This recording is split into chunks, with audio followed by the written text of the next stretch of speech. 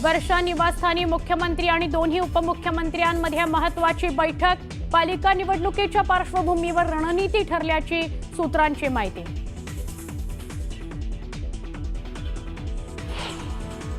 मनसे अध्यक्ष राज ठाकरे आज पुणे दौऱ्यावर। राज ठाकरेंच्या अध्यक्षतेखाली पदाधिकाऱ्यांची बैठक। बैठकीनंतर पत्रकार परिषद घेण्याची शक्यता।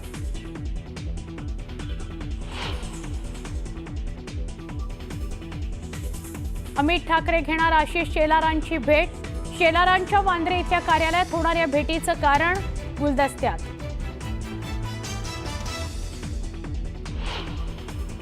तीनशे 65 दिवसांपैकी 322 दिवस हे शेतकऱ्याला संकटाचे दिवस येणार आहेत। सरकार फक्त मदत करू शकतं, पूर्ण नुकसान भरून देऊ शकत नाही। भाजप नेते पाशा पटेल यांचं वक्तव्य।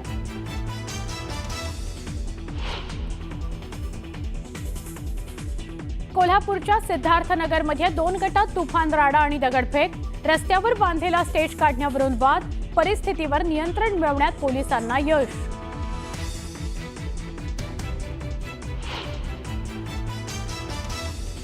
नाशिकच्या जय भवानी रोड परिसरात परप्रांतीय आणि मराठी वाद। कार शिकणाऱ्या परप्रांतीयाची वाहनाला धडक। मनसैनिकांना समज दिल्यानंतरही अरेरावी।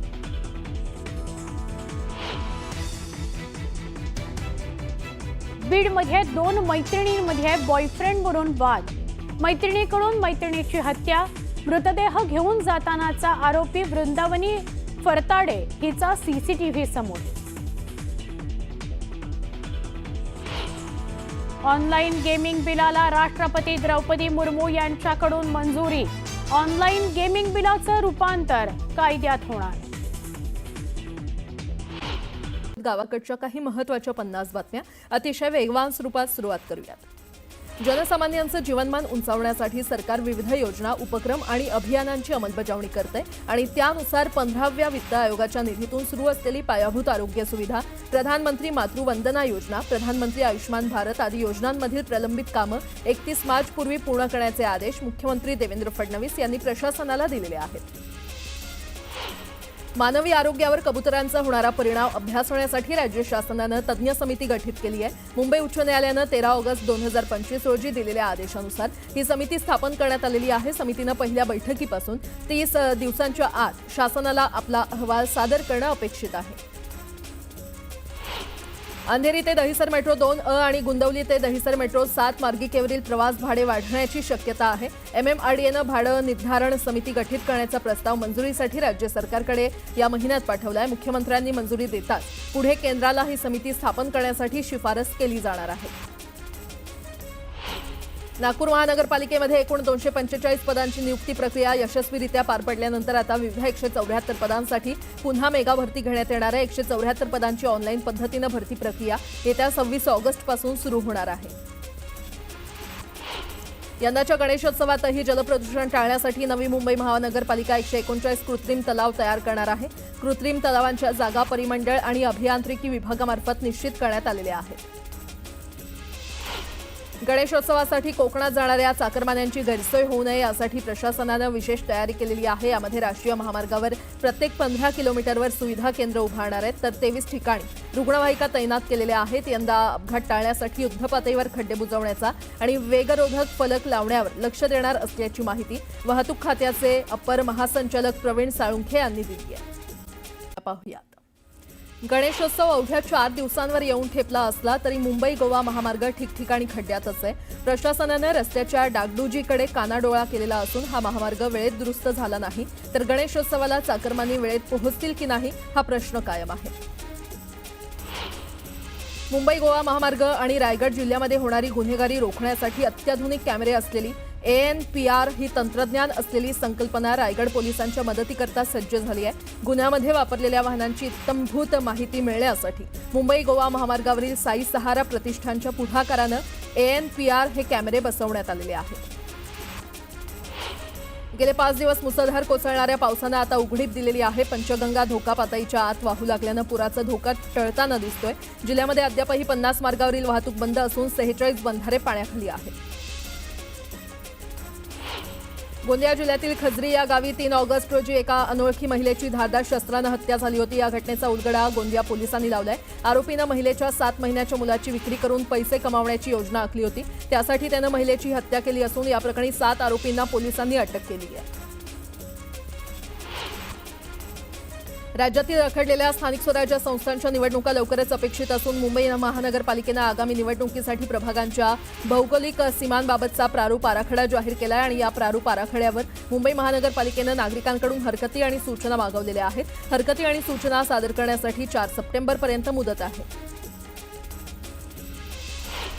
पुणे महापालिकेच्या निवडणुकांसाठी प्रारूप प्रभाग रचना जाहीर झाली असून 2017च्या निवडणुकीच्या तुलनेत यंदा प्रभागाची संख्या 1 कमी होऊन 41 झाली आहे. सदस्यांची संख्या 1 वाढून 164 वरून 165 वर पोहोचली आहे. तर 4 सदस्यांचे 40 आणि 5 सदस्यांचा एक प्रभाग असणार आहे. हरकती आणि सूचनांसाठी 4 सप्टेंबरपर्यंत मुदत देण्यात आलेली आहे. पंतप्रधान नरेंद्र मोदी 29 ऑगस्ट ते 1 सप्टेंबर दरम्यान चीन आणि जपानच्या दौऱ्यावर जात आहेत. जपानचे पंतप्रधान इशिबा यांच्या निमंत्रणावरून मोदी भारत जपान वार्षिक शिखर परिषदेमध्ये सहभागी होण्यासाठी 29 ते 30 ऑगस्ट दरम्यान जपानमध्ये जाणार आहेत. पेट्रोलमध्ये इथेनॉल मिश्रणाला विरोध करणारी याचिका सुप्रीम कोर्टात दाखल करण्यात आलेली आहे. उसापासून इथेनॉल निर्मितीच्या निर्णयानं शेतकऱ्यांना दिलासा मिळाला होता. मात्र आता मागण्या मान्य झाल्यास साखर उद्योग अडचणीमध्ये येण्याची शक्यता वर्तवली जाते. मराठा समाजाच्या उपसमिती अध्यक्षपदी राधाकृष्ण विखे पाटील यांची नियुक्ती करण्यात आलेली आहे. जरांगेंच्या आंदोलनाआधीच सरकारकडून उपसमितीचं पुनर्गठन करण्यात आलेलं आहे. तर सामाजिक, आर्थिक आणि शैक्षणिक स्थितीबाबत आढावा घेत राहणार असं विखे पाटलांनी स्पष्ट केलंय. मंत्री भरत गोगावलेंनी जिल्हा परिषद शाळेच्या शिक्षकांची वैयक्तिक सहाय्यकपदी केलेल्या नियुक्तीला मुख्यमंत्री कार्यालयातून परवानगी न मिळाल्याची माहिती न्यूज 18 लोकमतच्या सूत्रांनी दिलेली आहे. संबंधित शिक्षकांची शाळेतून मंत्रालयामध्ये झालेली नियुक्ती पूर्णपणे बेकायदेशीर असल्याची सूचना मुख्यमंत्री कार्यालयाकडून देण्यात आली आहे.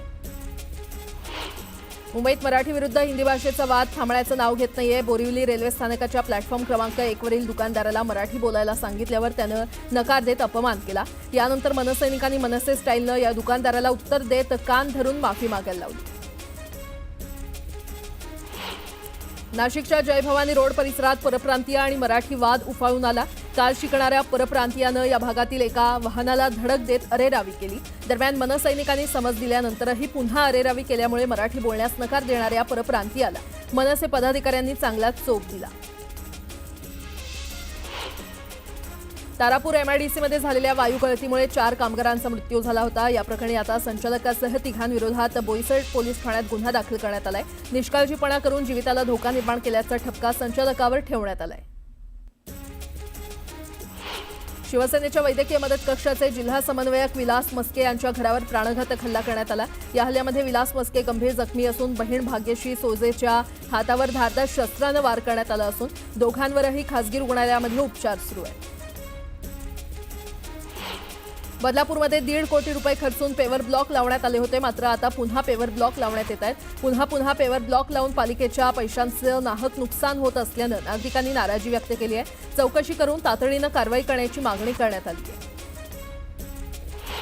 पुण्यात अंमली पदार्थ विक्री करणाऱ्यांविरोधात पोलिसांनी कारवाई केली आहे. कारवाई पोलिसांनी 6 जणांना अटक केलेली आहे आणि यावेळी पोलिसांनी संपूर्ण मुद्देमाल जप्त केला आहे. लैंगिक अत्याचार आणि हनी ट्रॅप प्रकरणातील आरोपी प्रफुल्ल लोढाचा ताबा पिंपरी चिंचवड पोलिसांनी घेतलाय. लोढावर पीडित महिलेच्या पतीला नोकरी लावण्याच्या आमिषातून हत्या केल्याचा आरोप आहे. उल्हासनगरमध्ये पोलिसांनी ड्रग्ज बाळगणाऱ्यांवर कारवाई केली आहे. यावेळी पोलिसांनी एकाला अटक केली आहे. दरम्यान संपूर्ण मुद्देमाल जप्त केला आहे. तर पोलिसांकडून अधिकचा तपास सुरू आहे. पुण्याच्या दगडूशेठ हलवाई गणपती मंदिरात यंदा पद्मनाभ स्वामी मंदिराची प्रतिकृती साकारण्यात येणार आहे. गणेश भक्तांसाठी 150 कॅमेऱ्यांचा वॉच असणार आहे. तर 24 तास दर्शनाची सोय असणार आहे. शिर्डीच्या साईबाबांना एका भक्तानं 56 ग्रॅम सोन्याचा कडा अर्पण केलेला आहे. व्यंकप्पा घोडके असं सुवर्ण कडा दान करणाऱ्या कर्नाटकच्या भाविकाचं नाव आहे. दरम्यान साई संस्थांकडून भाविकाचा सत्कार करण्यात आला.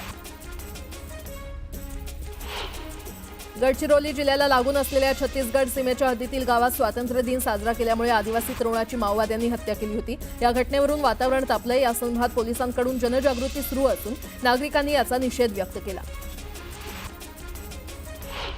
नांदेडमध्ये न्यूज 18 लोकमतच्या बातमीचा इम्पॅक्ट पाहायला मिळालाय. शैक्षणिक साहित्य आणि टॅब पुरात वाहून गेल्याची बातमी न्यूज 18 लोकमतनं दाखवली होती. याची दखल घेत शिवसेना नेते अंबादास दानवे यांनी स्वाती गुमडवाड या विद्यार्थिनीला लॅपटॉप दिला.